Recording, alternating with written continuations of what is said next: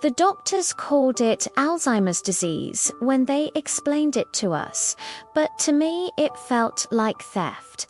It began with small things. Musa forgot where he left his keys. Then he forgot the name of the neighbor's dog. Then, one evening, he looked at me across the dinner table at the woman he had loved for 37 years.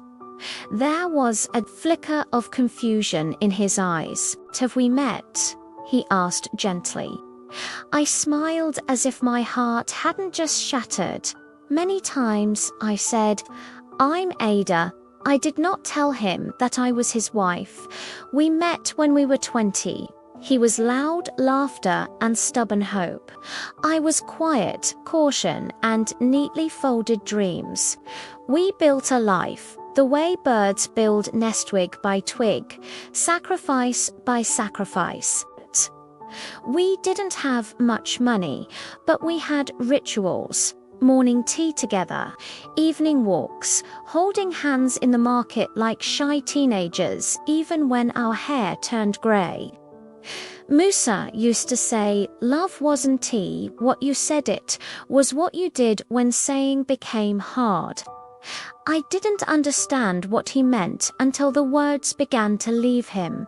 When the forgetting grew worse, our children suggested a care home. "It's safer, Mama," they said softly. "He needs professional care." They were right. But I knew something they didn't. Musa might forget my name, but his hands still searched for mine in the dark, so I kept him home. Every morning, I introduced myself as if we were strangers meeting for the first time.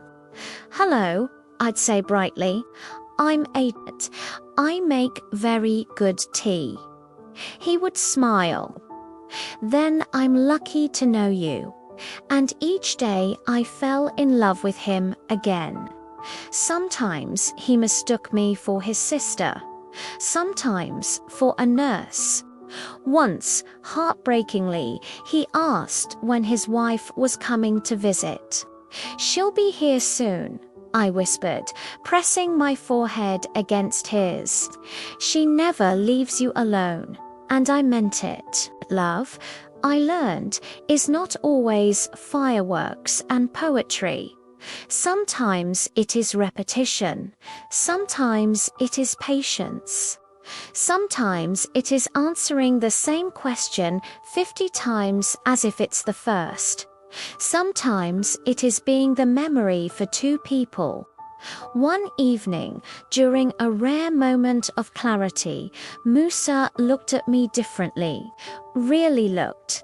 There was recognition in his eyes, not confusion, not fog. "You," he breathed. I held my breath. "I know you," he said slowly. You're the one who stayed." Tears spilled down my face before I could stop them. "Yes," I whispered. He reached up with trembling fingers and touched my cheek. "I don't remember everything," he said, "but I know this feeling. It's home." That night, as he slept, I lay awake beside him, listening to his breathing, memorizing the sound in case one day silence took that too. He forgot again the next morning. But it didn't matter, because love is not always spoken. It is in the way I button his shirt when his hands shake. It is in the way he relaxes when I hum the old songs we used to dance to. It is in the way his body leans toward mine, even when his mind cannot explain why. The world may call it illness. I call it unspeakable love. Because even when memory leaves, even when names disappear, even when history fades, his heart still knows mine.